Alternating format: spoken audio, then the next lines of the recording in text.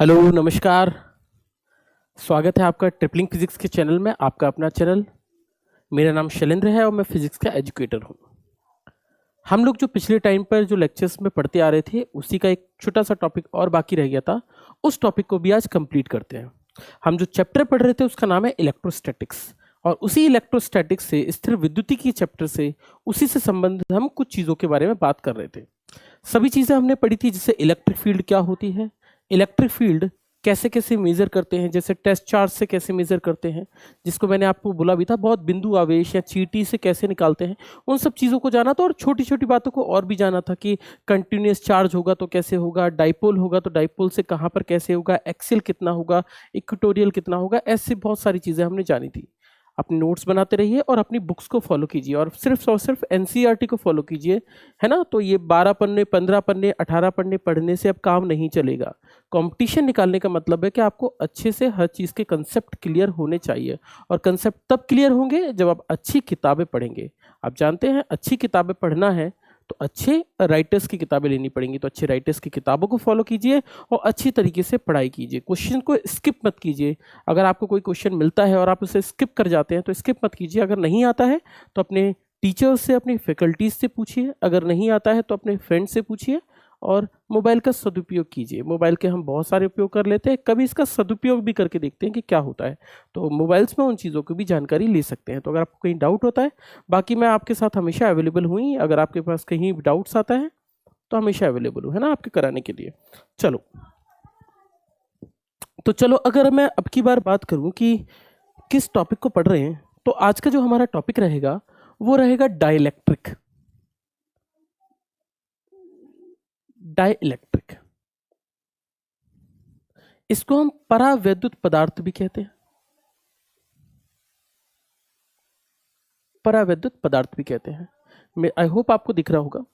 Dielectric या फिर परावैद्युत पदार्थ, देखिए हमने बहुत सारी चीज़ें अपनी फिजिक्स में पढ़ी हैं, जैसे कंडक्टर्स होते हैं जिसको हम चालक कहते हैं, जो बहुत अच्छा इलेक्ट्रिसिटी का कंडक्शन कर देते हैं, जिनसे झटका लग जाता है। हम भी हैं उनके अंदर शामिल, है ना। जैसे ग्रेफाइट है, ग्रेफाइट बहुत अच्छी बात है। ऐसी बहुत सारी चीज़ें जिनके अंदर इन चीज़ों का फ्लो होता है। अगर मैं इन्हीं चीज़ों की बात करूं, कंडक्टर के अलावा और कंडक्टर्स की बात करूं, जैसे स्टील हो गया, या मैं एल्यूमिनियम कह दूं, या कॉपर कह दूं, या सिल्वर कह दूं, या गोल्ड कह दूं, ढेरों एग्जाम्पल हैं इसको बताने के लिए।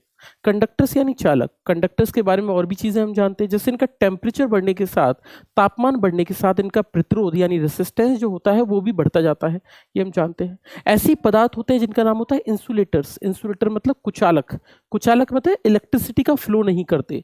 कुचालक की बात करें तो इलेक्ट्रिसिटी का फ्लो नहीं करते। तो बहुत सारे पदार्थ हैं, इन्हीं को धीरे धीरे समझते हैं। कंडक्टर जो क्या करते हैं, इलेक्ट्रिसिटी का फ्लो करते हैं, फ्लोज इलेक्ट्रिसिटी यानी फ्लोज इलेक्ट्रिक करंट। तो क्या करते हैं, धारा का प्रवाह करते हैं, धारा को बहने देते हैं, बहुत अच्छे से धारा बहती है। धारा तो आप जानते ही होंगे, है ना, धारा तो सुना होगा आपने। कंडक्टर, तेल भी आता है धारा। आपने कहा कंडक्टर फ्लोज इलेक्ट्रिक करंट, हमने बोला ठीक है। और भी है, हमने कहा इंसुलेटर्स। इंसुलेटर मतलब कुचालक, जिनके बारे में हम जानते हैं। अच्छा, कुछ बातें और बता दूं आपको। फॉलोज इलेक्ट्रिक करंट, और क्या क्या होता है कंडक्टर्स के अंदर, तो इलेक्ट्रिक फील्ड को भी अलाउ करते हैं, यानी अलाउज इलेक्ट्रिक फील्ड। तो इनके अंदर इलेक्ट्रिक फील्ड भी बनती है।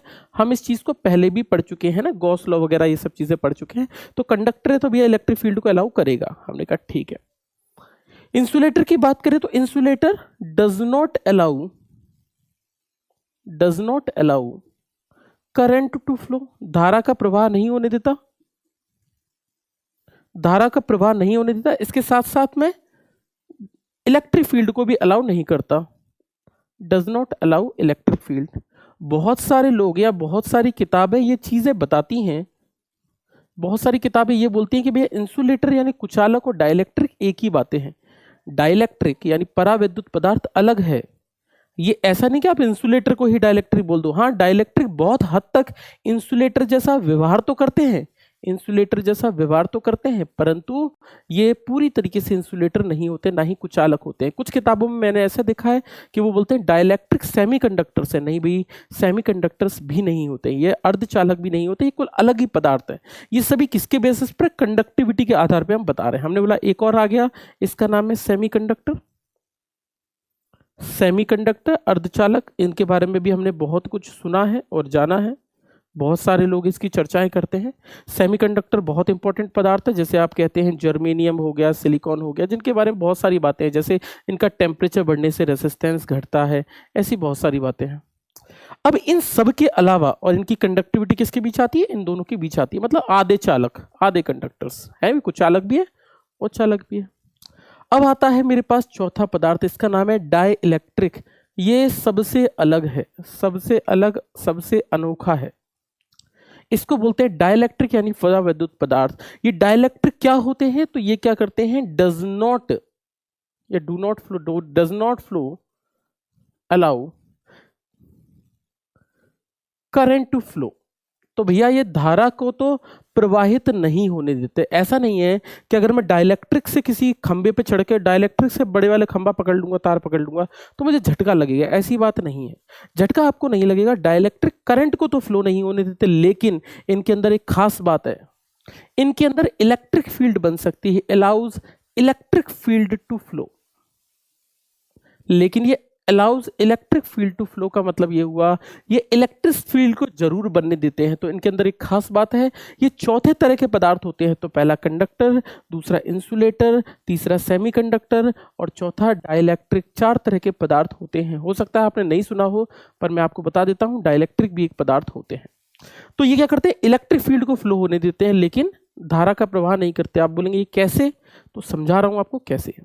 लेकिन अभी समझ लेना कि चौथे तरह के पदार्थ है, डाइलेक्ट्रिक है। जैसे इनके एग्जाम्पल की बात करें तो जैसे हो गया इसका एग्जाम्पल माइका, है ना, एग्जाम्पल जैसे माइका हो गया, है ना, क्वार्ज हो गया, ये सभी इसी के अंतर्गत आते हैं, है ना। तो ये सब डाइलेक्ट्रिक के अंतर्गत ही आते हैं। तो बहुत सारे पदार्थ ऐसे भी होते हैं जो करंट का फ्लो, जबकि इंसुलेटर इन दोनों में से किसी को भी अलाउ नहीं करता। ऐसे नहीं कह सकते कि डाइलेक्ट्रिक इंसुलेटर होते हैं, पर हाँ बहुत हद तक हो भी सकते हैं ना, तो लेकिन पूरी तरीके से नहीं होते। इनको आप चौथे पदार्थों में ही पढ़ेंगे।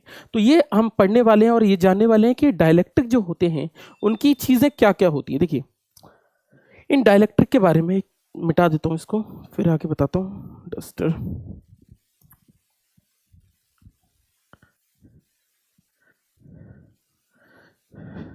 आप लोग शेयर और सब्सक्राइब करते रहिए, आप लोग शेयर नहीं कर रहे हैं, है ना, और आपके कमेंट्स, आपके प्यार से ही मुझे मोटिवेशन मिलता है और ज़्यादा चीज़ें बताने का और पढ़ाने का। तो आप करते रहिए शेयर और सब्सक्राइब। अगली बात, मैंने कहा डाइलेक्ट्रिक है, ठीक है जी, डाइलेक्ट्रिक है। डाइलेक्ट्रिक्स का यानी परावैद्युत पदार्थ का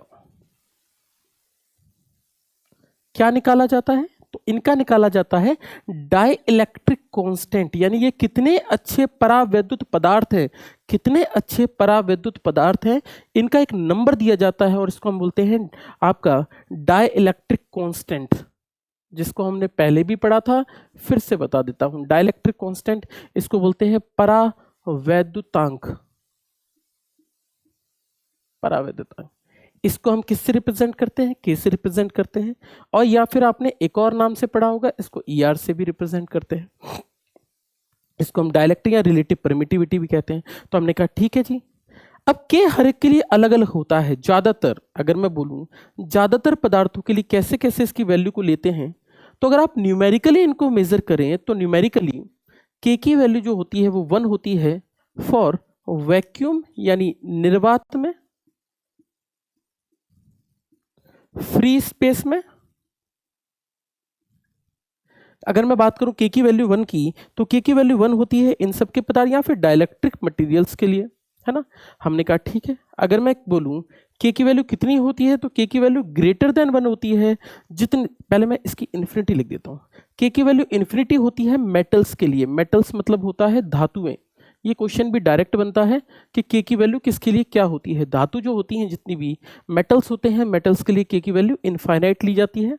और तीसरे पदार्थ, जितने भी पदार्थ हैं अदर देन दीज, जितने भी पदार्थ हैं, जितने भी पदार्थ हैं इन दोनों के अलावा, मेटल्स को और वैक्यूम वगैरह स्पेस को छोड़कर, फ्री स्पेस को छोड़कर, उन सभी के लिए के की वैल्यू जो होती है वो क्या होती है? ग्रेटर देन होती है। इसका मतलब ये हुआ, अगर क्वेश्चन पूछा जाए ज्यादातर पदार्थों के लिए के का मान क्या होता है,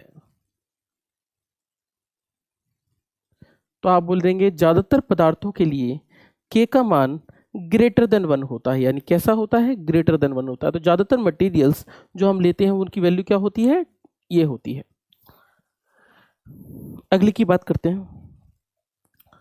अब हमने जब पढ़ रहे थे तो आपको पता हो फ्लो में अगर आपको फिजिक्स की फील आ रही है, आप समझ पा रहे हो कि भैया फिजिक्स क्या है, कहाँ कैसे चल रही है, अगर आप सोच पा रहे हो अपने दिमाग में, तो आप एक बात समझना, हमने आपसे ये कहा था कि कैपेसिटर जो होता है, संधारित्र जो होता है, कैपेसिटर के अंदर दो प्लेट्स होती हैं। हमने ये कहा था, एक प्लेट ये हो गई, एक प्लेट ये हो गई। ठीक है जी। हमने कहा एक प्लेट पे क्या था, पॉजिटिव चार्ज था, एक प्लेट पे क्या था, नेगेटिव चार्ज था, है ना। ये तो आप मानते होंगे, आपको आपत्ति नहीं होगी इस बात में। एक पे क्या है, पॉजिटिव चार्ज है, एक पे क्या है, नेगेटिव चार्ज है। हमने कहा इसको मैं प्लस क्यू बोल देता हूं और इसको क्या बोलता हूं, माइनस क्यू बोल देता हूं। दोनों पे सेम टाइप, सेम चार्जेस, यानी एक बराबर आवेश की बात कर रहे हैं। हमने कहा ठीक है, ठीक है भाई। हमने कहा ठीक है भैया, मान लिया। इन दोनों के बीच में स्पेसिंग कितनी है, अगर मैं बोल दूं तो let us suppose D spacing है। अब एक बात समझिएगा, ये दो प्लेटें, ये जो प्लेटें बता रहे हैं, ये दोनों प्लेटें, मैंने आपसे कहा था कि इसके बीच में जो मटेरियल होता है वो कितना होता है। तो आपने अगर इसके बीच में एयर, मैंने आपको कहा था एयर हो सकता है या वैक्यूम हो सकता है, निर्वात हो सकता है, एयर या वैक्यूम इसके अंदर हो सकता है, ये मैंने बात करी थी। पर मेरी बात समझना, क्या हवा में दो प्लेटें उड़ती रहेंगी क्या? सोच के देखो, अगर मैं इन दोनों प्लेटों की बात कर लूं तो एक पे पॉजिटिव है, एक पे नेगेटिव है, ये दोनों प्लेटें हवा में कैसे रह पाएंगी? तो हवा में थोड़ी ना रह पाएंगी, ये प्लेटें हवा में नहीं रहेंगी। क्यों ऐसे? या तो आप, हो सकता है आपने बोला कीले बीले लगा लूं कि हमने भैया गाड़ दिया, जमीन में कुछ कर दिया, हमने जो करना था हमने लगा दी। ठीक है भैया, ये लगा भी दी, तो एक बात समझना, ये वाली जो प्लेट है इस पर फोर्स, बल कहाँ लगेगा, अंदर की तरफ, और इस पर बल कहाँ लगेगा, अंदर की तरफ। क्यों लगेगा? एक पे प्लस और एक पर माइनस है, तो ये दोनों प्लेटें क्या चाहेंगी, चाहेंगी कि एक दूसरे से जाकर मिल जाएं, और जब इनको हवा में रखोगे तो ये दोनों प्लेटें जाके चिपक जाएंगी। और आपको याद हो, मैंने एक न्यूमेरिकल भी कराया था और मैंने इसमें फोर्स की वैल्यू भी लगाई थी कि एक प्लेट दूसरे पर कितना बल लगाती है, जिसको हमने लिखा था Q²/2 एप्सिलॉन नॉट इंटू ए लिखा था, अगर आपको याद हो। यानी एक प्लेट से दूसरी प्लेट पर लगने वाला बल कितना था, F=Q²/2। यानी इतने बल से ये दोनों प्लेटें चिपकना चाहती हैं, और क्योंकि ये फोर्स है इनके बीच में तो ये प्लेटें चिपक जाएंगी। तो हमने कहा था कि हम एक काम करते हैं, एक सेकंड दीजिएगा, हम एक काम करते हैं, दिख रहा है ना आपको, हम एक काम करते हैं कि अब की बार इन दोनों प्लेटों के बीच में एक मटेरियल भर देते हैं। अब क्या लॉस हुआ ये देखना, एयर या वैक्यूम का क्या लॉस हुआ, अब हम ये देखते हैं, एयर और वैक्यूम का क्या नुकसान है। तो नुकसान तो ये है कि एक तो स्टेबिलिटी नहीं है। स्टेबिलिटी का मतलब आप समझते हैं, स्टेबिलिटी का मतलब ये हुआ कि ये दोनों प्लेटें हवा में लटका पाना थोड़ा मुश्किल है, तो स्टेबिलिटी नहीं है। दूसरी बात, इनकी धारिता भी कम होती है, यानी लेस कैपेसिटेंस होता है, लेस कैपेसिटेंस होता है, यानी इनकी धारिता कम होती है, इनकी कैपेसिटेंस क्या होता है, कम होता है।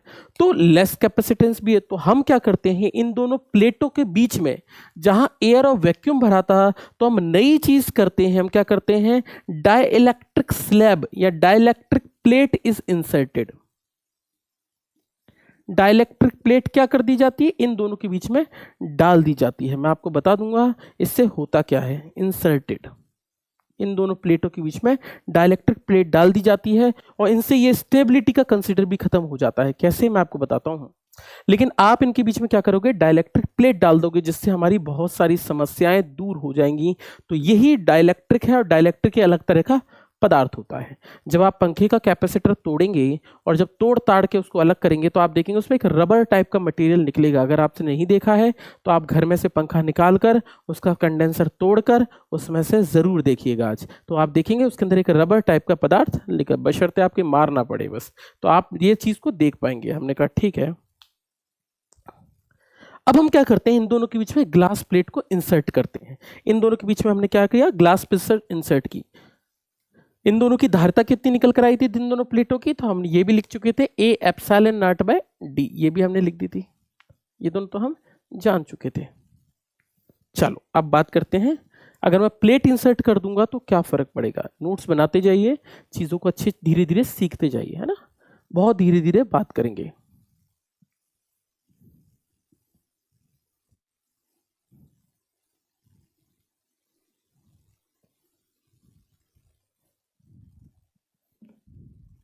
चलो अब हमने अगर डाइलेक्ट्रिक प्लेट डाल दी तो लेट अस सपोज अब की बार हम क्या करते हैं, प्लेट्स को थोड़ा ऐसे बनाते हैं। आपने कहा एक प्लेट ये है और एक प्लेट ये है, हमने कहा इस पर क्या है, प्लस चार्ज दे दिया हमने, इस पर क्या दे दिया, माइनस चार्ज दे दिया। हमने कहा ठीक है जी, आपने बोला सर प्लस और माइनस दे दिया, हमने बोला ठीक है हाँ भैया प्लस माइनस दे दिया, इस पर प्लस क्यों हो गया, इस पर माइनस क्यों हो गया, ठीक है ना। तो हमने कहा ठीक है। अब क्या समझते हैं, अब इन दोनों के बीच में हमको रखना है डाइलेक्ट्रिक। मेरी बात समझते जाना, डाइलेक्ट्रिक यानी परावैद्युत जो पदार्थ है उनको पुट करना है। वर्किंग ज्यादा अंदर तक नहीं समझा पाऊंगा क्योंकि ज्यादा नहीं समझाऊंगा, लेकिन उतनी चीज समझाऊंगा जो आपको बहुत इजीली समझ में आ जाए और जो आपके कंसेप्ट को क्लियर कर दे। बस इतनी ही चीजें समझाना है मुझे। अब समझना, अब होता क्या है, मैंने आपसे कहा डाइलेक्ट्रिक इंसुलेटर नहीं होता, तो इंसुलेटर नहीं होता तो इसके अंदर इलेक्ट्रिक फील्ड होती है, पर करंट नहीं बह सकता लेकिन इलेक्ट्रिक फील्ड होती है। अब जैसे ही इसके पास प्लस आएगा तो मेरी बात समझना, है तो ये न्यूट्रल लेकिन इसके अंदर भी तो प्लस माइनस का कॉम्बिनेशन होगा, पर प्लस माइनस का कॉम्बिनेशन होगा पर कुछ फ्री जो इलेक्ट्रॉन्स होंगे, जो फ्री मुक्त इलेक्ट्रॉन होंगे वो भागकर किसकी तरफ चले जाएंगे, प्लस की तरफ चले जाएंगे, और माइनस किसकी तरफ चले जाएंगे, इसकी तरफ। देखिए मेटल्स में बहुत सारे होते हैं फ्री इलेक्ट्रॉन्स, धातुओं में मेटल्स में बहुत सारे होते हैं, इसकी वजह से मेटल्स के अंदर के सारे पॉजिटिव और नेगेटिव एक तरफ चले जाते हैं। लेकिन इस डाइलेक्ट्रिक के अंदर सारे तो नहीं जाएंगे, लेकिन कुछ ऐसे होंगे जो माइनस की तरफ चले जाएंगे और कुछ ऐसे होंगे जो प्लस की तरफ चले जाएंगे। तो वास्तविकता में इस तरफ क्या आ जाएगा, माइनस आ जाएगा, और इस तरफ क्या आ जाएगा, प्लस आ जाएगा। आपने बोला सर ये आते वाले चीज को हम कहते क्या है, जो प्लस और माइनस आता है इसको कहते क्या है, तो इस कंसेप्ट को जो हम कहते हैं, इस तरफ माइनस और इस तरफ आने वाले कंसेप्ट को कहते हैं, इसको हम कहते हैं पोलराइजेशन।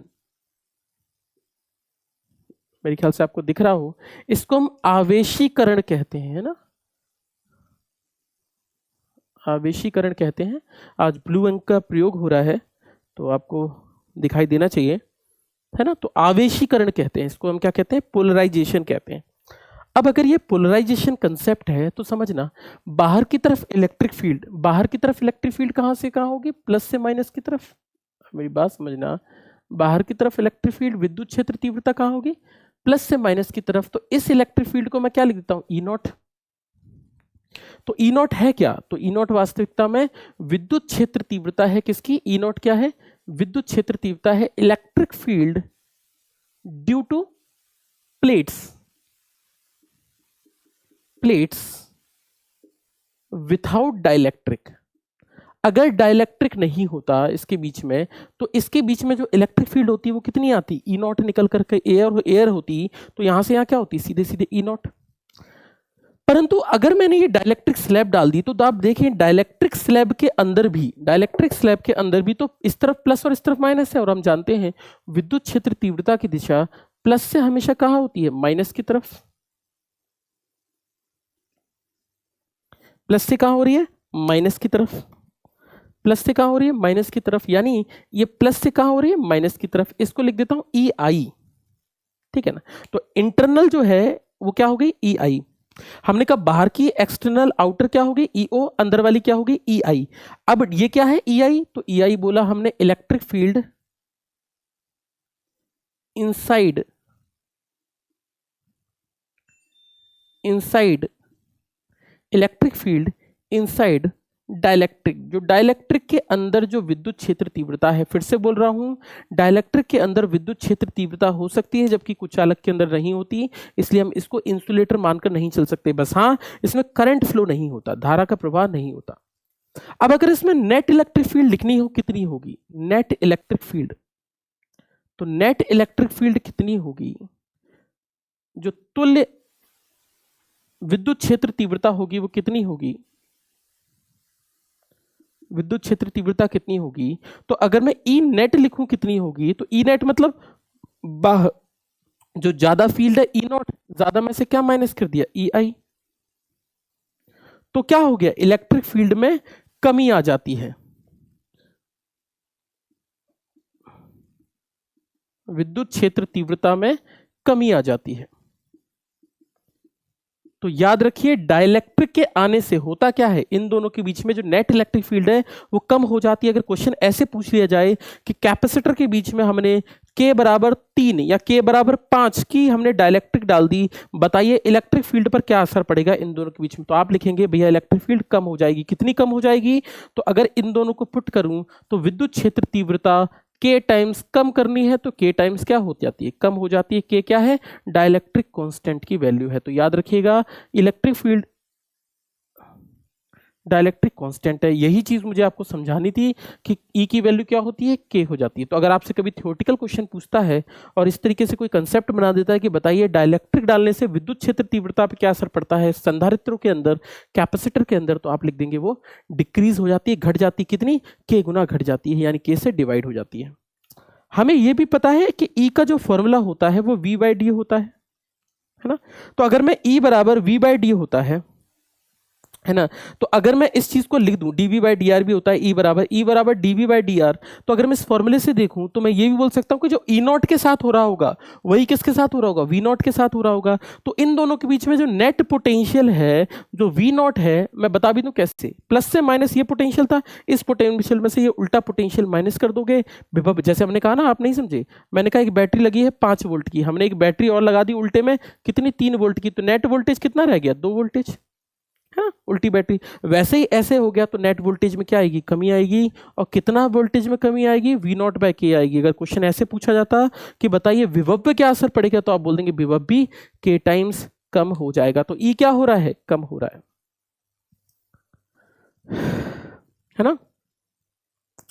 अब बात करते हैं धारिता पर क्या असर पड़ेगा, क्या डाइलेक्ट्रिक डालने से हमारा कैपेसिटेंस घटता है या कैपेसिटेंस बढ़ता है, कैपेसिटेंस बढ़ता है या घटते हैं की बात करें डाइलेक्ट्रिक डालने से, तो अगर इस चीज को पूछा जाता क्या होगा, तो हमें पता है अगर मैं बोलूं Q बराबर होता है C इंटू V, अगर मैं C की बात करूं तो C क्या होता है, इनवर्सली प्रोपोर्शनल किसके होता है, V के। देखो लिख नहीं सकते हैं लेकिन एक कंसेप्ट समझ सकते हो कि C बढ़ता है तो V क्या होता है, घटता है। वैसे कंसेप्ट डायरेक्टली नहीं निकाला जा सकता लेकिन हम मान सकते हैं। तो V घटता है तो आप देखेंगे जो C होता है आपका कैपेसिटेंस वो K टाइम्स बढ़ जाता है, किसके, डाइलेक्ट्रिक कांस्टेंट के आने की वजह से।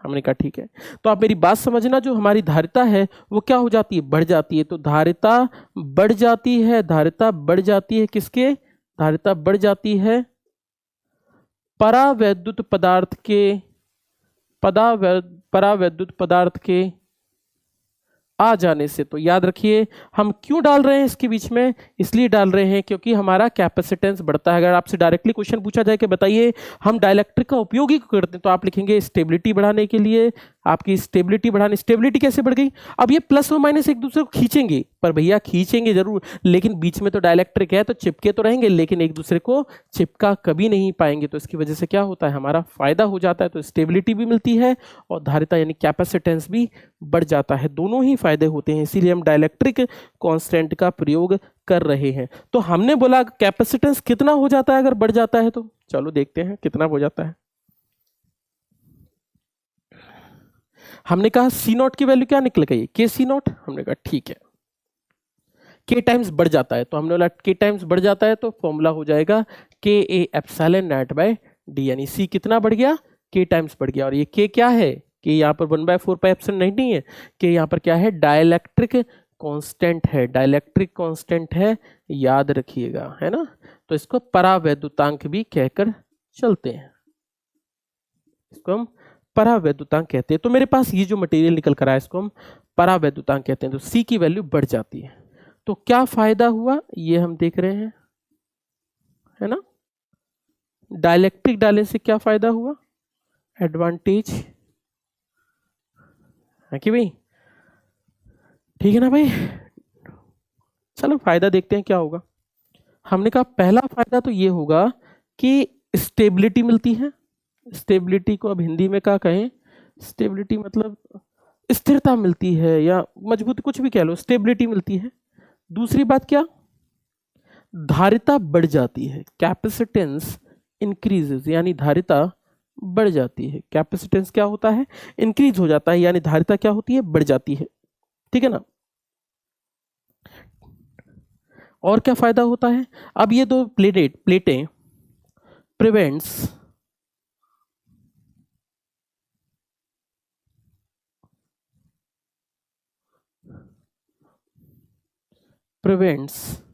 Sticking of plate. आप ये मत सोचिएगा कि भैया राइटिंग बहुत खराब है,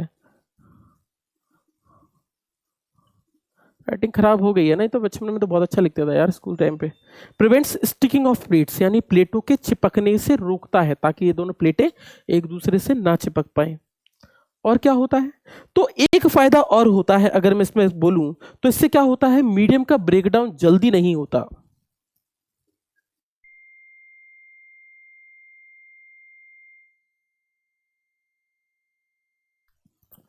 तो मैं आपको एक चीज और, प्रिवेंट ब्रेकडाउन ऑफ मीडियम, तो माध्यम का ब्रेकडाउन होने से बचाता है। प्रिवेंट ब्रेकडाउन ऑफ मीडियम, इसका मतलब क्या है, हाँ ये बात तो सही है। देखो क्या होता है ना, अगर मैं बोलूं कि एयर मैं डाल दूं इन दोनों के बीच में, तो इन दोनों के अंदर एयर भरी हुई है और एयर का पोलराइजेशन जल्दी होता है। पोलराइजेशन से क्या होता है, देखो इसका मतलब एक और चीज समझा सकता हूं। देखो अगर मान लो मैंने कहा कि ये दोनों कैपेसिटर जो मेरा जलने वाला है, मान लो 220 वोल्ट पे मेरा कैपेसिटर जल जाएगा, तो अगर मैं डाइलेक्ट्रिक स्लैब डाल दूंगा तो ये ज्यादा वोल्टेज को विथस्टैंड कर सकता है। विथस्टैंड का मतलब ये हुआ कि आप और ज्यादा वोल्टेज डाल सकते हैं और ये कैपेसिटर जलेगा नहीं, तो इसका मतलब ये ब्रेक डाउन को बढ़ा देता है। अगर आपने सेमीकंडक्टर नहीं पढ़ा है, जो हमें पढ़ना है अपने मॉडर्न फिजिक्स में, तो अगर हम इसके अंदर डाइलेक्ट्रिक डाल देंगे तो इसकी वजह से फर्क क्या पड़ेगा, हमारा ब्रेक डाउन जो होगा वो मीडियम का बढ़ जाएगा और इतनी जल्दी ब्रेक डाउन नहीं होगा, जिससे हम ज्यादा वोल्टेज इसको अप्लाई कर सकते हैं। इसके हमें फायदे होते हैं, तो डाइलेक्ट्रिक डालना बहुत जरूरी है। इसी तरीके से हम डाइलेक्ट्रिक को डालते हैं और डाइलेक्ट्रिक से हमारा कैपेसिटेंस बढ़ता है। मेन फॉर्मूला जो होगा हम लिखेंगे, क्योंकि सी नॉट क्या हो रहा होगा, के सी नॉट हो रहा होगा, मतलब धारिता जो हो रही होगी वो बढ़ रही होगी। ठीक है,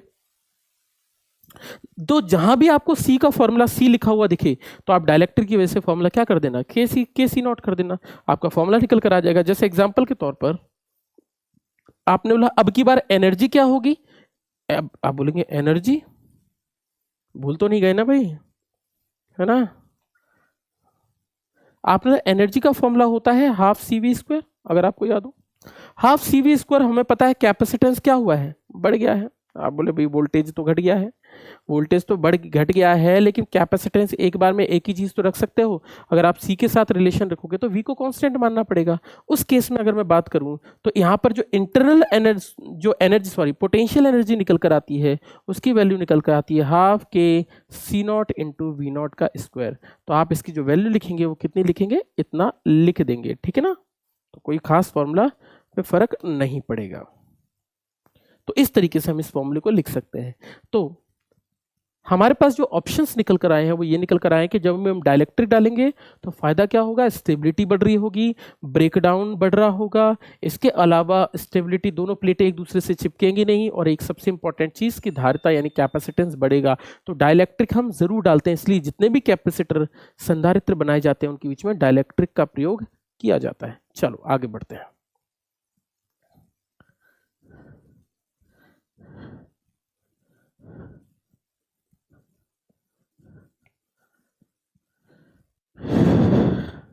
अगली चीज की बात करते हैं। हमने कहा ऐसा जरूरी तो नहीं है कि डाइलेक्ट्रिक पूरा भर दें। अब कल परसों मुझे किसी ने क्वेश्चन भेजा कि भैया हम आधा डाइलेक्ट्रिक भरेंगे। भैया आधा भरो डाइलेक्ट्रिक, पूरा भरो डाइलेक्ट्रिक, हमें इससे कोई लेना देना है नहीं। आप आधा भरो डाइलेक्ट्रिक, इससे कोई लेना देना है नहीं, पर आप डाइलेक्ट्रिक भरो। हमारा कहना तो सीधा है कि डाइलेक्ट्रिक पूरा भी भर सकते हो, आधा भी भर सकते हैं। तो हम लिख रहे हैं पार्शियल फिलिंग ऑफ डाइलेक्ट्रिक,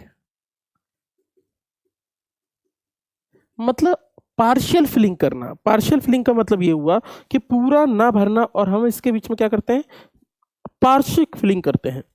ठीक है ना, पार्शियल फिलिंग करते हैं इसके अंदर डाइलेक्ट्रिक। इसका मतलब ये हुआ, हिंदी में बोले तो आंशिक आंशिक मतलब पार्शियल है ना, आंशिक, आंशिक उपस्थिति रखना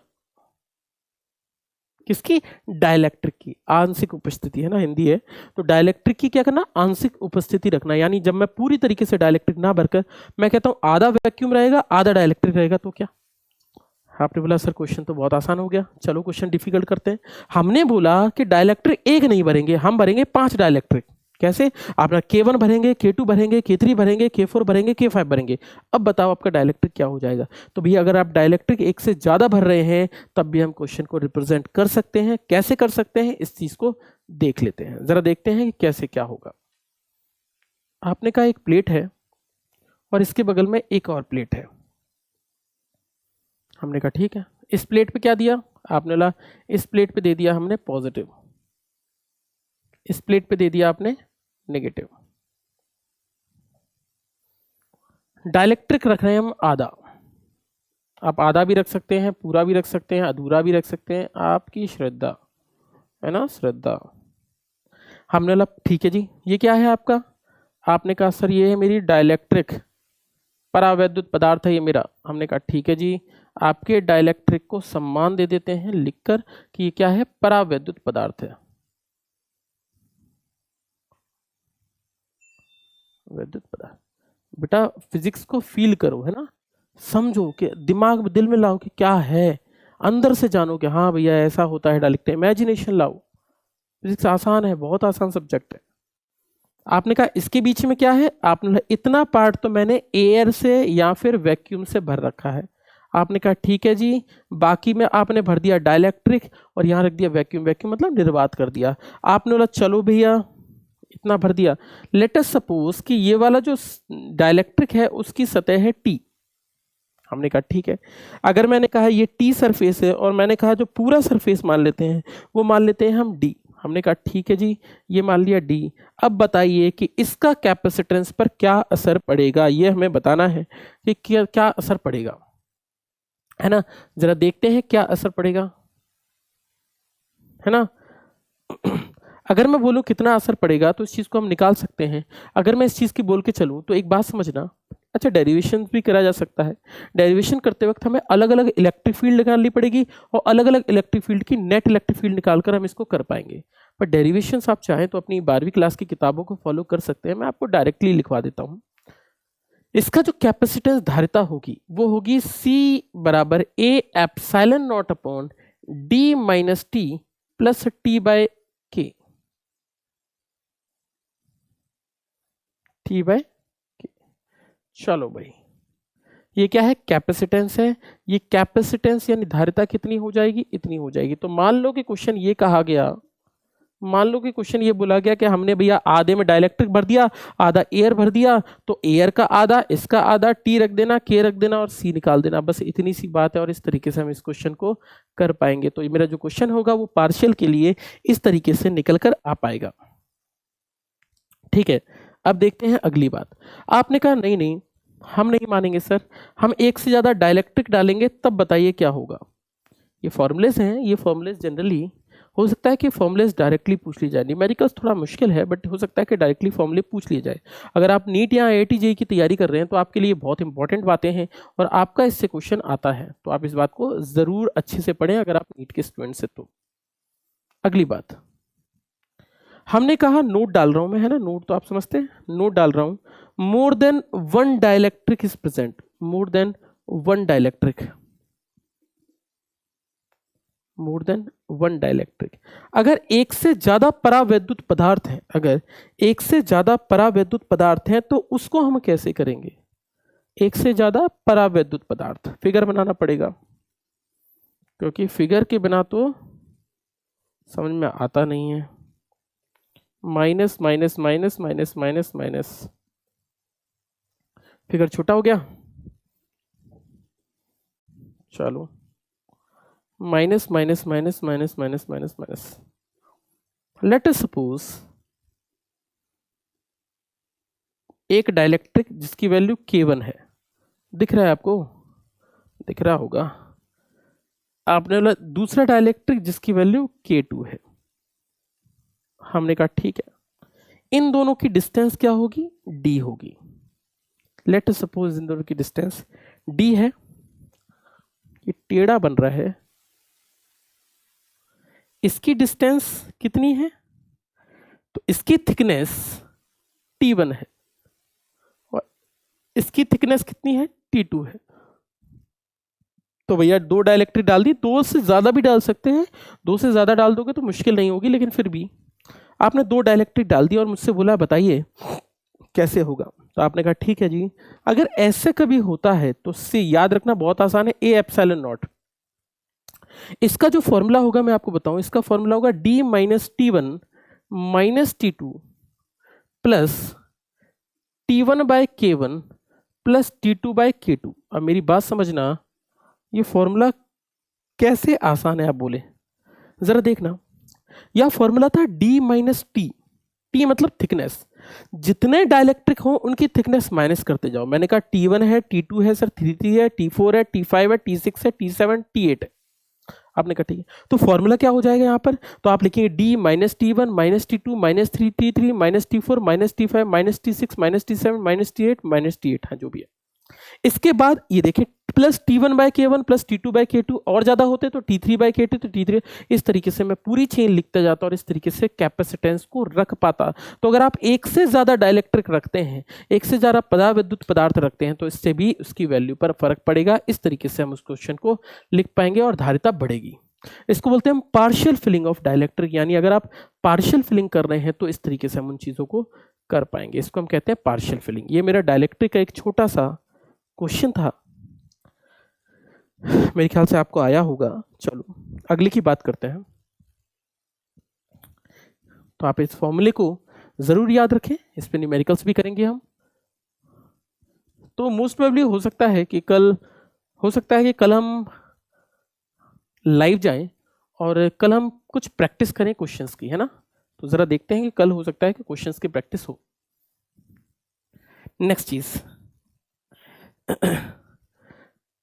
अब हमने कहा कि चलो एक चीज, छोटा सा चीज और है, हमने कहा नोट डाल के कुछ पॉइंट्स और लिख लें। आप बोले सर फॉर्मूले बहुत है, भैया फिजिक्स का सिलेबस बहुत है, सच्चाई यही है। इसलिए मैं कहता हूं कि 12 किताबों में खत्म होने वाला सिलेबस नहीं होता और ना ही खत्म करने का प्रयास करें, 12 पन्नों में। तो इसीलिए आप अच्छे से पढ़ाई करें, इस पर फॉर्मूलेज बहुत ज़्यादा है और कंसेप्ट को यूटिलाइज हर एग्जाम में हर तरीके से क्वेश्चन पूछा जाता है। आपके एग्जाम में ही, आप मानेंगे नहीं, बहुत बार कुछ क्वेश्चंस ऐसे डाले जाते हैं जो बियॉन्ड तक बढ़िया से कंसेप्ट पर होते हैं, जिसको हर कोई स्टूडेंट अटेम्प्ट नहीं कर पाता। पेपर को सेट ही इस प्रकार से किया जाता है और फिजिक्स वाकई में अच्छा सब्जेक्ट है उसके लिए। तो हमने कहा अगर क्या पढ़ा रहे हैं, चलो नोट फर्स्ट पॉइंट लिखते हैं। अब मान लीजिए मैंने कहा दो कैपेसिटर ले लिए और दोनों कैपेसिटर को हमने एक ही तार से जोड़ दिया।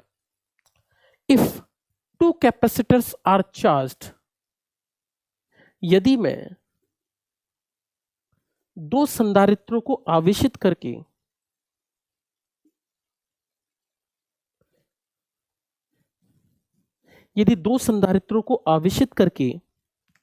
एक ही तार से जोड़ दिया जाए,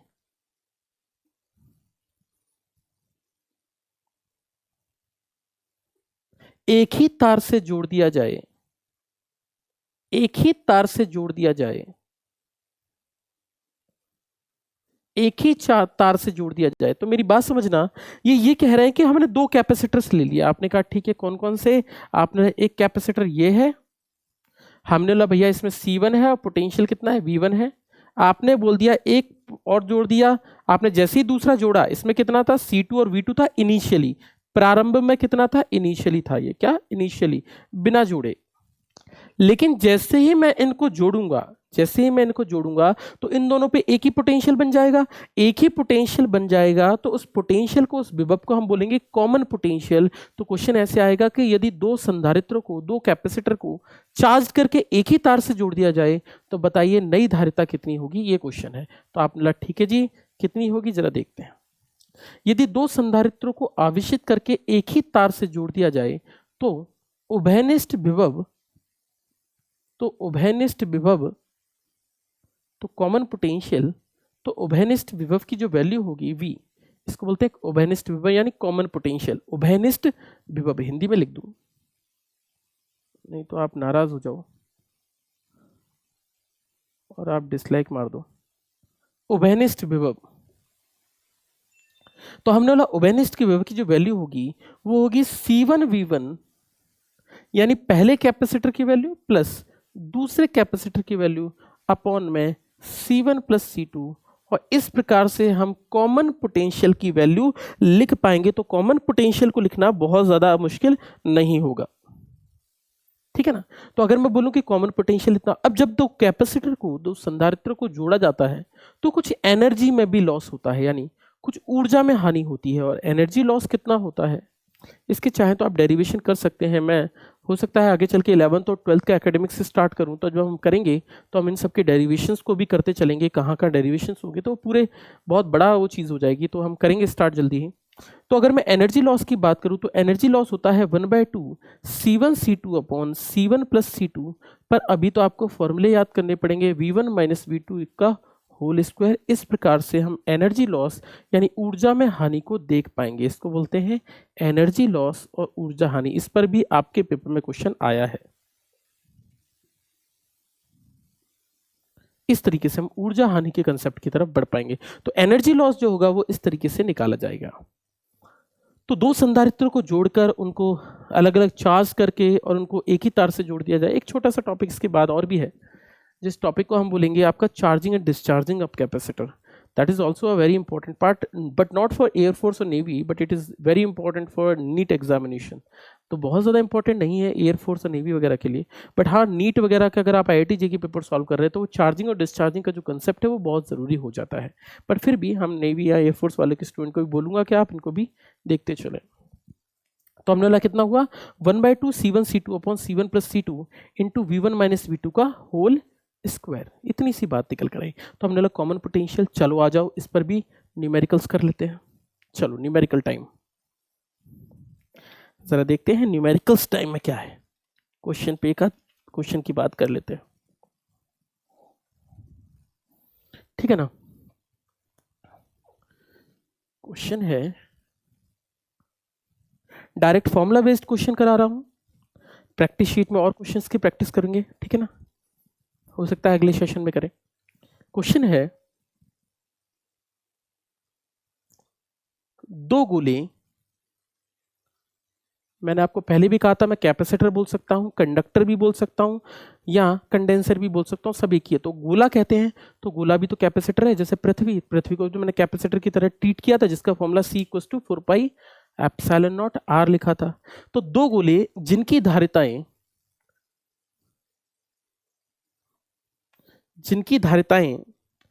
40 माइक्रोफैराड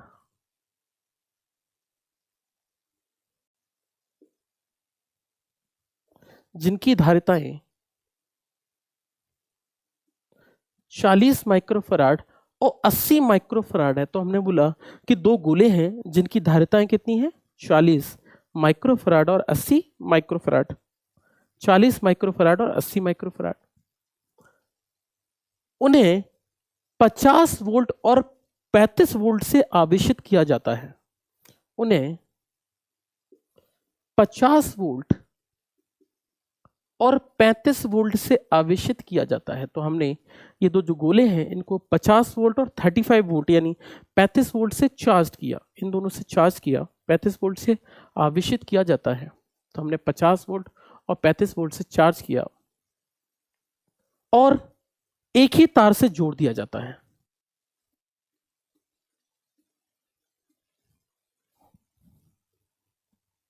और एक ही तार से जोड़ दिया जाता है और एक ही तार से जोड़ दिया। तो हमने दो स्फीयर लिए 40 और 80 माइक्रोफैराड के कैपेसिटर्स के, और दोनों को 50 वोल्ट और 35 वोल्ट से रिस्पेक्टिवली चार्ज किया और उनको एक ही तार से जोड़ दिया।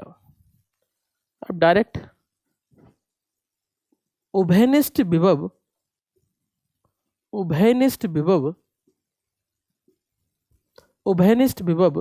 और ऊर्जा में हानि बताइए।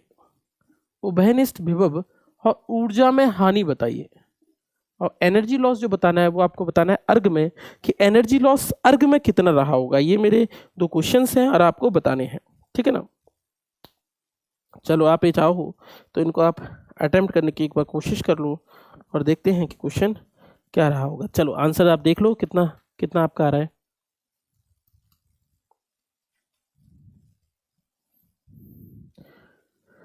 हो गया। चलो देख लेते हैं कि आपने भी किया होगा मेरे ख्याल से बहुत। चलिए आंसर मैं भी करके देख लेता हूँ। आपने कहा कैपेसिटेंस है, दो कैपेसिटर हैं, तो अगर मुझे कॉमन पोटेंशियल निकालना है तो फॉर्मूला होता है C1V1 plus C2V2 upon C1 plus C2, direct है।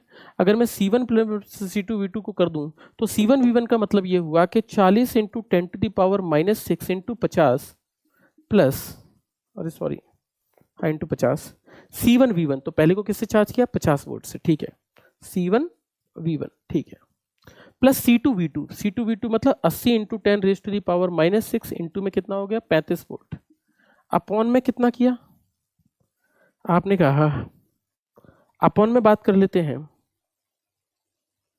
अपन में आपकी वैल्यू निकली C1 प्लस C2 का मतलब ये हुआ 40 इंटू 10⁻⁻6 इंटू 80 इंटू 10⁻⁻6, ये वैल्यू निकली, ठीक है ना। मेरे ख्याल से आपको ज़्यादा दिक्कत नहीं हुई होगी, इस तरीके से क्वेश्चन को कर सकते हैं। C1V1 plus C2V2 upon C1 plus C2। चलो क्वेश्चन को और लिखते हैं। अगर मैं इस क्वेश्चन को और सॉल्व कर लूँ तो इसके लिए, इसके बाद तो मेरे पास बहुत आसान है, आप चाहें तो कॉमन ले लीजिए। इसमें से अगर आप 40 इंटू 10⁻⁻6 कॉमन ले लेंगे ऊपर की साइड से तो ये वैल्यू बचेगी 50 प्लस ये बचेगी आपकी 2 इंटू 35 यानी 70, अपॉन में कितना हो जाएगा, तो 40 80 हो जाएगा 120, नीचे हो जाएगा 120 इंटू 10⁻⁻6, ठीक है ना भाई। हमने कहा ठीक है, कोई बहुत बड़ी चीज़ नहीं है, और सॉल्व कर लेते हैं। आपने लगा 70 और 50 कितना हो जाएगा, 120 कैंसिल आउट हो जाएगा, है ना, 70 और 50 120 कैंसिल आउट हो जाएगा, 120 कैंसिल आउट हो जाएगा, 10⁻⁻6 से -6 कैंसिल हो जाएगा, इसकी वैल्यू निकल कर आएगी 40 जूल। तो इसकी वैल्यू जो निकल कर आ रही है वो 40 वोल्ट निकल कर आएगी ना, पोटेंशियल पूछा था ना, पोटेंशियल, तो 40 वोल्ट निकल कर आएगा। तो हमारा जो पहले क्वेश्चन का आंसर निकल कर आ रहा है वो निकल कर आ रहा है 40 वोल्ट। तो बहुत आसान सा क्वेश्चन था और इसका आंसर निकल कर आ रहा है आपका 40 वोल्ट, ठीक है। अगले क्वेश्चन की बात करते हैं, अगले क्वेश्चन की बात करते, अगले पॉइंट की बात करते हैं। तो हमें बताना है एनर्जी लॉस अर्ग में कितना होगा। चलो देखते हैं अर्ग में इसकी वैल्यू कितनी रही होगी।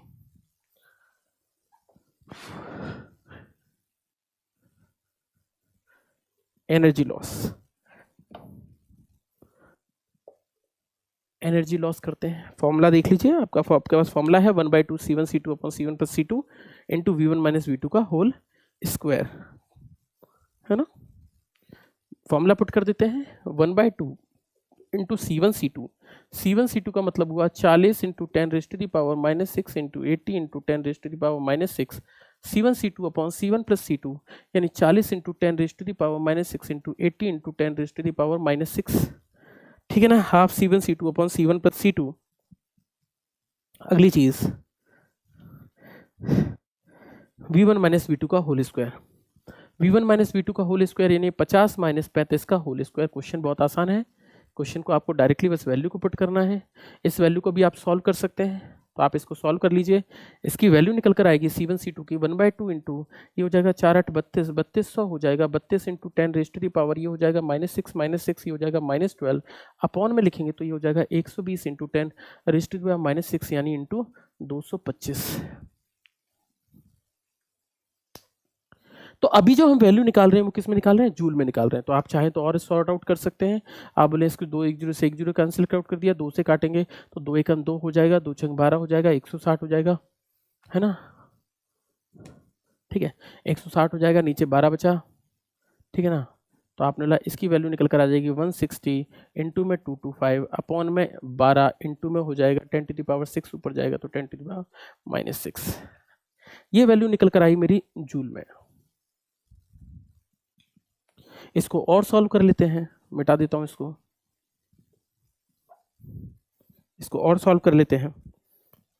इसकी वैल्यू निकल जाएगी 160 इंटू 225, तो इसकी जो वैल्यू निकल कर आ रही होगी वो आप देखेंगे तो इसकी वैल्यू निकल कर आ रही है 3000, इसकी वैल्यू निकल कर आएगी 3000 इंटू 10⁻⁻6 निकल कर आएगी, ठीक है ना। आप क्वेश्चंस को फिर चेक कर लीजिएगा अच्छे से, कहीं मिस्टेक ना हुई हो, आप इस चीज को जरूर चेक कर लीजिएगा, ठीक है ना। तो ये मेरा क्वेश्चन निकल कर आया है, इसकी वैल्यू किस में निकल कर आई है, जूल में निकल कर आई है, जूल में इसकी वैल्यू इतनी निकल कर आई है, ठीक है ना। इस वैल्यू को और भी सॉल्व कर सकते हैं, ठीक है ना। इसकी वैल्यू को और लिखें तो इसकी वैल्यू को निकल कर आएगी आपकी, ये हो जाएगा 3 × 10⁻³ हो जाएगा। तो इसकी वैल्यू जूल में कितनी निकल कर आएगी, 3 × 10⁻³ अब मेरे को ये पता है कि 1 जूल बराबर कितना होता है, 10⁻7 अर्ग होता है। 1 न्यूटन के साथ कंफ्यूज मत होइएगा, 1 न्यूटन = 10⁵ डाइन होता है, इससे कंफ्यूज मत होइएगा। तो हमने बोला 1 जूल = क्या हुआ, 10⁻7 अर्ग। इसके साथ अगर मैं 10⁻7 का मल्टीप्लाई कर दूं तो ये निकल कर आ जाएगा 3 × 10⁻4 अर्ग। ये मेरा आंसर होगा, तो ये मेरा आंसर होगा। इस तरीके से क्वेश्चन को अटेम्प्ट कर सकते हैं। तो अगर मुझसे एनर्जी लॉस पूछा है, यानी ऊर्जा में हानि पूछा है, तो ऊर्जा में हानि को हम इस प्रकार से सॉल्व कर लेंगे,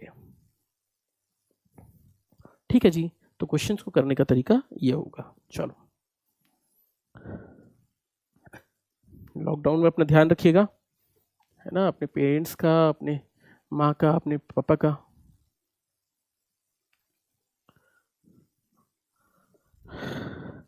चलो अगले की बात करते हैं। अभी तक हम जो चीजें पढ़ रहे थे वो कैपेसिटर ही थी, तो कैपेसिटर अभी खत्म नहीं हुआ है। तो आप सोच रहे हैं कब खत्म होगा, जल्दी ही खत्म होगा। एक छोटी सी बात है जो इंपॉर्टेंट है, और इस पर आपके क्या क्या क्वेश्चन है मैं आपको बता दूं।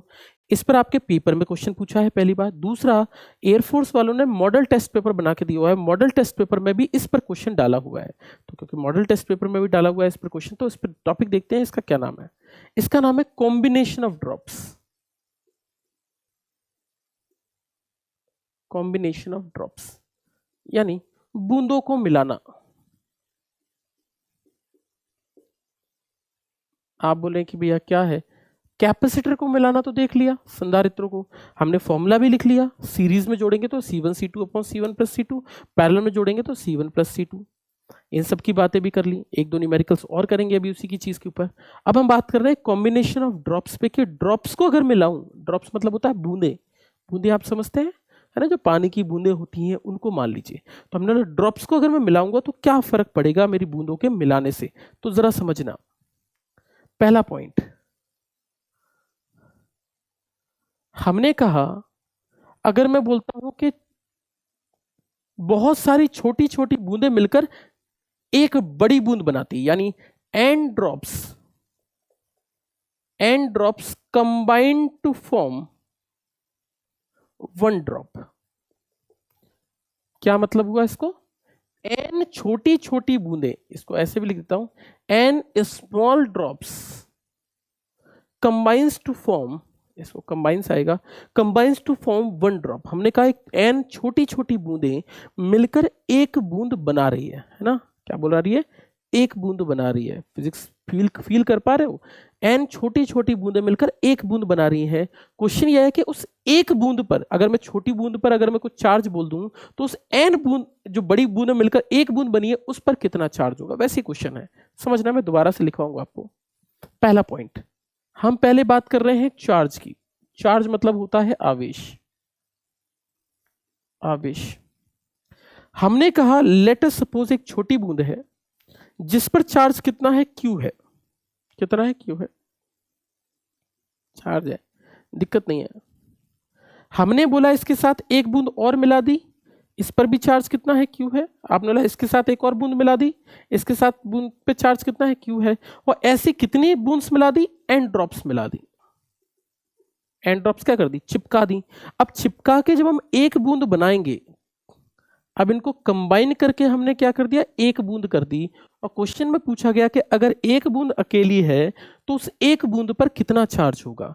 तो अगर मैं इस पर कितना चार्ज होगा, तो n ड्रॉप्स की बात करूं तो इस पर टोटल चार्ज मान लेते हैं Q डैश है। Q समझ रहे, चार्ज क्या है, Q है। तो हमने बोला इस बड़ी बूंद पर, जो बिगर ड्रॉप है, बड़ी बूंद है, उस पर चार्ज मान लेते हैं कितना है, Q डैश है।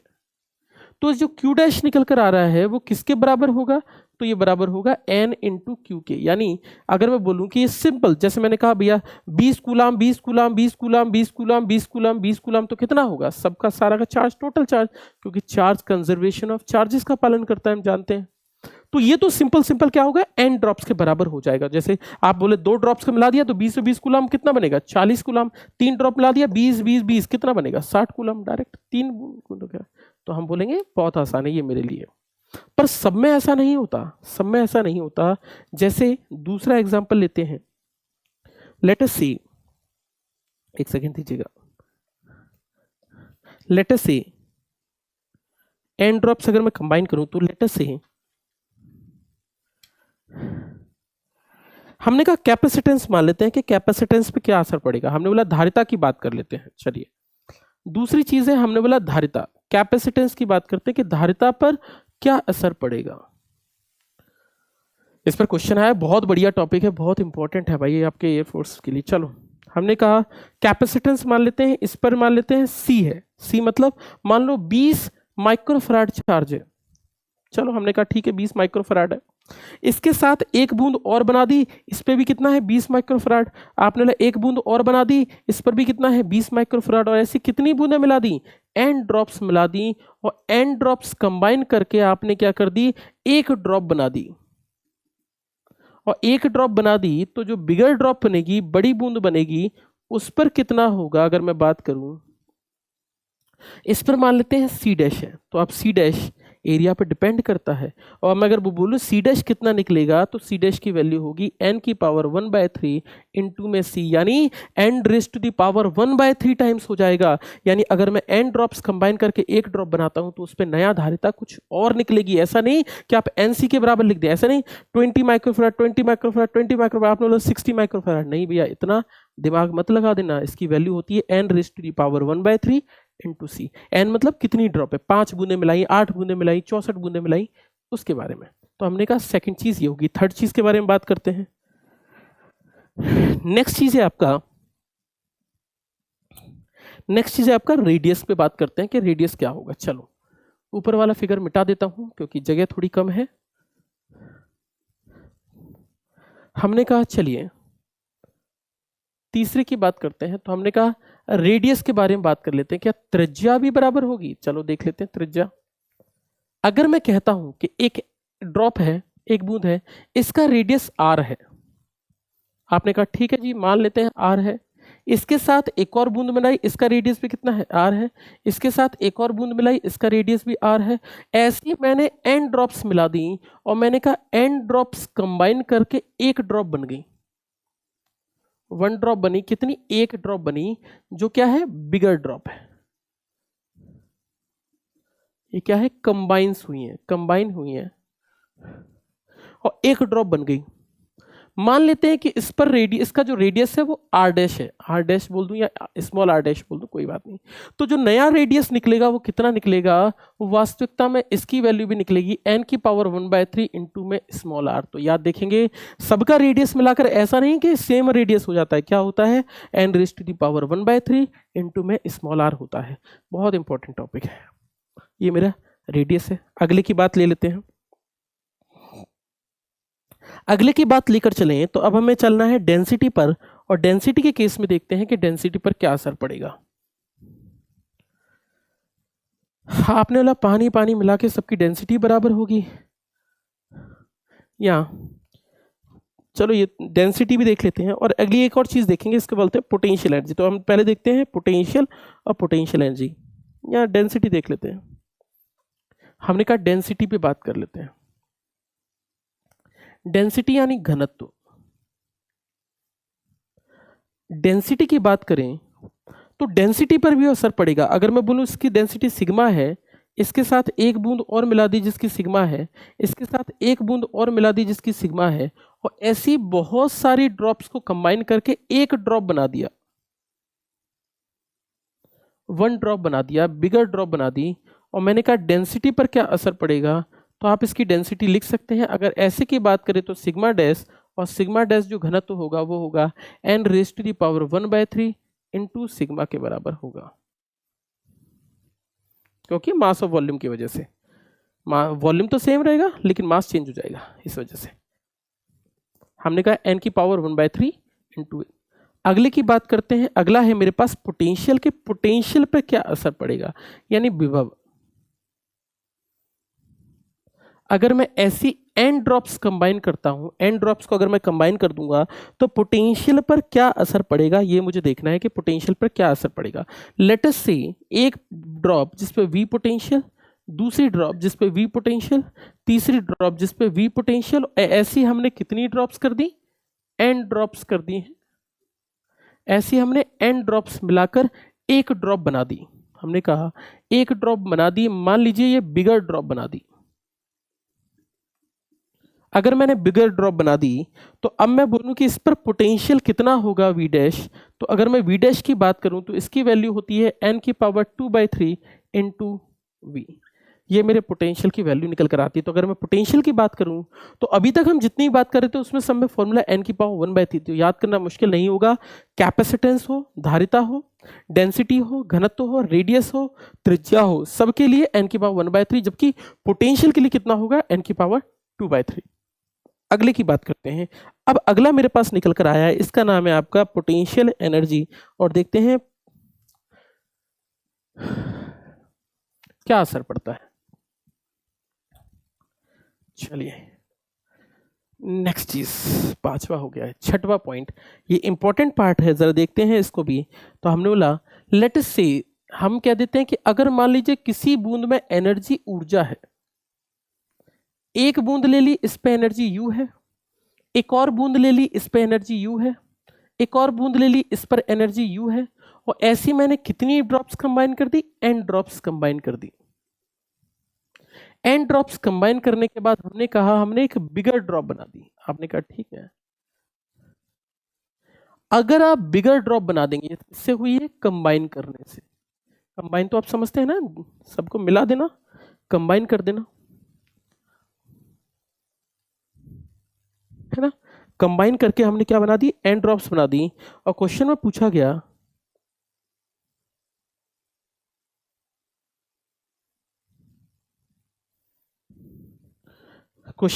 गया कि अगर मैंने n ड्रॉप्स कंबाइन कर दी तो बताइए कितना होगा। अगर मैं इस पे बोलूं, इस पे एनर्जी U डैश लिख दिया तो इस पे U डैश जो एनर्जी निकल कर आएगी वो निकल कर आएगी n की पावर 5/3 इंटू में U। इतनी सी बात है। तो पोटेंशियल एनर्जी होती है n की पावर 2/3 इंटू V, जबकि एनर्जी होती है आपकी 5/3 इंटू ये। तो ये पोटेंशियल इतना होता है और U डैश इतना होता है। इस दोनों को भी याद रखिएगा। ये इंपॉर्टेंट पॉइंट्स थे कि अगर मैं n ड्रॉप्स को कंबाइन करता हूं तो उसका आंसर कितना निकलेगा। जैसे क्वेश्चन देखते हैं, आप सेल्फ एनालाइज कर लो सभी चीज़ों को। अगर आपने सभी को कॉपी में नोट किया है तो आप सबको एक और बार सेल्फ एनालाइज कर लो और उन चीज़ों को अच्छे से याद कर लो। इस पे क्वेश्चन आएगा आपके पेपर में, 100% आप लिखवा लीजिए। चलिए क्वेश्चन की बात कर लेते हैं कि क्वेश्चन किस प्रकार से या न्यूमेरिकल किस प्रकार से बनता है। सर एक न्यूमेरिकल पर दिमाग लगाते हैं कि न्यूमेरिकल किस टाइप का बना होगा, ठीक है ना। 125 बूंदें, 125 बूंदें मान ली। जो 125 बूंदें, 125 बूंदें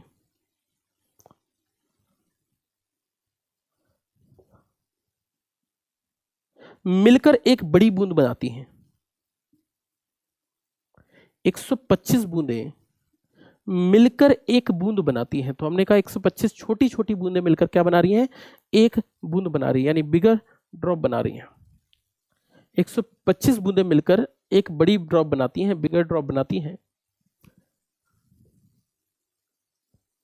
यदि प्रत्येक छोटी बूंद को, यदि प्रत्येक छोटी बूंद को, यदि प्रत्येक छोटी बूंद को 50 वोल्ट से आवेशित किया गया हो, 50, यदि प्रत्येक छोटी बूंद को, तो हमने क्या किया, हर एक छोटी छोटी बूंद को 50 वोल्ट 50 वोल्ट 50 वोल्ट 50 वोल्ट सबको 50 वोल्ट से आवेशित किया, 50 वोल्ट से आवेशित किया, तो बड़ी बूंद पर विभव कितना होगा। तो बड़ी बूंद पर विभव कितना होगा, तो बड़ी बूंद पर विभव कितना होगा ये मुझे बताना है कि बड़ी बूंद पर पोटेंशियल कितना रहा होगा। तो अगर मैं n ड्रॉप्स कमा किया, मुझे पता है फॉर्मूला, अगर मैं पोटेंशियल की बात करूं तो पोटेंशियल पे फॉर्मूला n की पावर 2/3 इंटू V होता है। तो मैं इसको पुट कर देता हूं। आपने कहा V डैश जो पोटेंशियल होता है वो होता है n की पावर 2/3 इंटू में V। इस फॉर्मूले को पुट कर दूं तो कितनी बूंदें हैं, 125 की पावर 2/3 इंटू में पोटेंशियल प्रत्येक पे कितना था, 50 वोल्ट। ठीक है ना, तो इसकी वैल्यू कितनी निकली, तो आप इसको लिख देंगे 125 इंटू में कितना हो जाएगा, 50, है ना, 125 इंटू 50, क्योंकि 125 का 5 हो जाएगा, 5 का स्क्वायर 25 हो जाएगा, तो आपने सॉरी तो आपने 25 इंटू 50। आप इसको और सॉल्व कर लें, ये हो जाएगा आपका 125, 125 का 5 बचेगा, 5 का स्क्वायर 25, 25 इंटू 50, 25 पंजा 125, 125 1250। तो आपको जो आंसर निकल कर आएगा वो कितना निकल कर आएगा, 1250 निकल कर आएगा। तो पोटेंशियल है तो पोटेंशियल कितना होगा, 1250 वोल्टेज निकल कर आएगा। इस तरह के क्वेश्चन भी आपके पेपर के लिए बहुत इंपॉर्टेंट है। तो क्वेश्चन के अगर मैं कंसेप्ट की बात करूं तो आज के लिए हमारे इतने ही कंसेप्ट थे। कल हम पढ़ेंगे एक छोटी सी बात जिसको हम लोग कहेंगे charging and discharging of capacitor, यानी कैपेसिटर अगर चार्ज होता है तो किस तरीके से इक्वेशन बनती है और डिस्चार्ज होता है तो किस तरह की इक्वेशन बनती है। ये वाकई में है, परंतु अगर आप बीएससी करते हैं या आप इंजीनियरिंग करते हैं तो आपको ये सब चीज़ें बहुत अच्छे से पढ़ने को मिल सकती हैं, परंतु हमारे 12th के पार्ट में ये चीज़ें सिर्फ और सिर्फ इंट्रोडक्शन के तौर पर दी गई हैं। तो इंट्रोडक्शन के तौर पर दी गई हैं तो हमें भी इंट्रोड्यूस करना है, तो हम भी उस चीज़ को अगले टर्न पे इंट्रोड्यूस करेंगे। हाँ, ये हो सकता है कि अगले टर्न पे हम अगले टर्न पर आपकी प्रैक्टिस शीट को करवा दें। तो प्रैक्टिस शीट करने के लिए आप तैयार रहिए और क्वेश्चंस को अच्छे से प्रिपेयर कर लीजिए। इलेक्ट्रोस्टैटिक जो चैप्टर था वो ऑलमोस्ट कंप्लीट हो गया है। हम नेक्स्ट टर्न से, इसके बाद जो टर्न आएगा उससे हम करंट इलेक्ट्रिसिटी यानी विद्युत धारा वाला जो चैप्टर है उसको स्टार्ट कर देंगे। तो बहुत अच्छे रहिए, खुश रहिए। वो जो नया करंट इलेक्ट्रिसिटी होगा वो बहुत इंटरेस्टिंग होगा और बहुत मज़ेदार चैप्टर होगा जिसके अंदर बढ़िया बढ़िया लगेंगे। जब तक फिजिक्स में फील नहीं आता ना, वो लड़ाई करने का दिल नहीं करता, तो ऐसी लड़ाई का कोई मतलब नहीं है। तो मज़ा आना चाहिए यार, क्वेश्चन नहीं बनने चाहिए। जब क्वेश्चन नहीं बनेंगे तभी तो पता लगेगा कि मैं ट्राई कर रहा हूँ। क्वेश्चन लगाइए, करिए, जब तक नहीं लगेगा तब तक करेंगे यार। यकीन मानिए, जैसे जैसे क्वेश्चन सॉल्व होंगे आपको बहुत खुशी महसूस होती जाएगी। मैं हर चीज़ को कराने की कोशिश करता हूँ, कोई भी टॉपिक छोड़ूंगा नहीं, चाहे कुछ भी हो, बहुत अच्छे से हर एक को कराने की कोशिश करूंगा। लेकिन आप प्रैक्टिस शीट के लिए आप अपने सारे क्वेश्चंस को जरूर अटेम्प्ट कर लें। हम प्रैक्टिस शीट अगले टर्न पर लेकर आते हैं। चलिए, तब तक के लिए खुश रहिए, माता पिता को खुश रखिए, उनकी रिस्पेक्ट कीजिए। Thank you very much.